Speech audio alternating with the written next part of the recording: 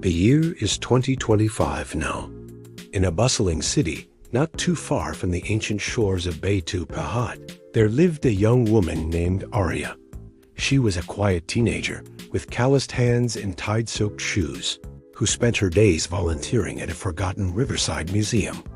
Arya's life was simple, her routines comfortable, but she harbored a fascination for myths that set her apart from her peers. One day, as the sun dipped low and the river whispered its secrets, Arya found herself in the shadow of the Singapore stone. This shattered remnant, still breathing with echoes of the past, held a message that would change her life forever.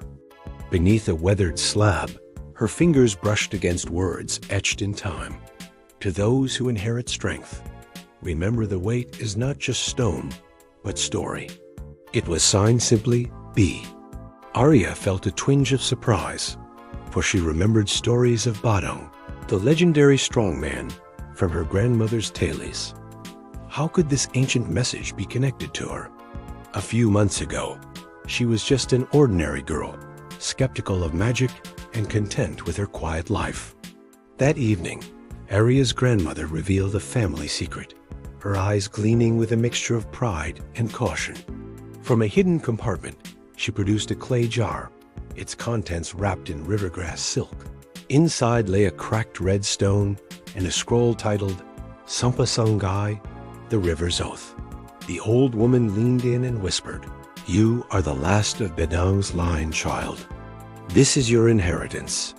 To awaken the true strength within, Arya learned she must repeat Badang's forgotten rituals.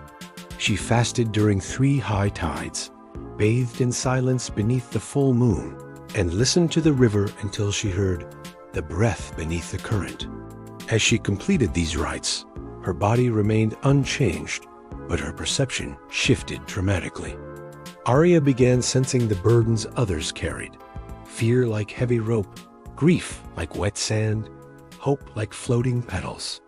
She realized that strength was not in muscle, but in empathy embodied. Her life, once simple, now pulsed with the weight of legacy and the whispers of the river. But trouble was brewing in the city. A developer, his wrist adorned with an expensive watch, announced grand plans to drain the sacred river. His voice boomed with pride as he showed off his grand plan for the river. Arya felt a familiar twinge, remembering the humble life she once knew. When Arya intervened, her protests were brushed aside. Instead, she received a chilling warning in a black envelope, sealed with industrial grease: "Stop interfering, or we'll bury more than just soil." But Arya was not intimidated. She knelt at the river's edge, palms submerged in the swirling current. The waters quivered, shadows rippled. Arya didn't fight with fists, she beckoned with grief. Her voice became a bridge to the past. Floods took Badang's youth. Strength took his peace. "Let pain remember what greed forgets," the river responded. Torrents surged. Trees creaked. The Gembalang air, cloaked in mist and fury, rose from the depths. The developer, arrogant and unrepentant, stood his ground. But the spirit marked him not with violence, but with a curse. Every blueprint he touched warped. Every machine malfunctioned. River sludge leaked into his water supply. His empire, built on stolen land, began to decay. Consequences unfolded swiftly. The developer's company was blacklisted after environmental secrets surfaced, revealed by a whistleblower who had dreamed of a woman cloaked in riverlight. A tribunal convened, not just for legal justice, but for ancestral restitution. Indigenous elders demanded reparations, not in money, but in memory. The land once threatened was declared sacred and protected. The river was renamed Sanggai Warisan after Arya's brave act.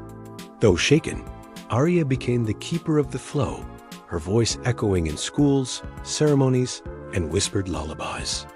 In the years that followed, Arya walked the rivers, collecting broken myths and healing forgotten legacies. Her strength lay not in what she wielded, but in what she chose to remember and retell. Each time she spoke Badang's name, the river shimmered, a testament to the power of memory over muscle. And so, in a world where strength was once measured by stones lifted, Arya taught that true power flowed through stories shared and burdens eased. Her legacy was not in feats of might, but in the ripples of compassion that spread far beyond the riverbanks, touching lives in ways that would echo for generations to come.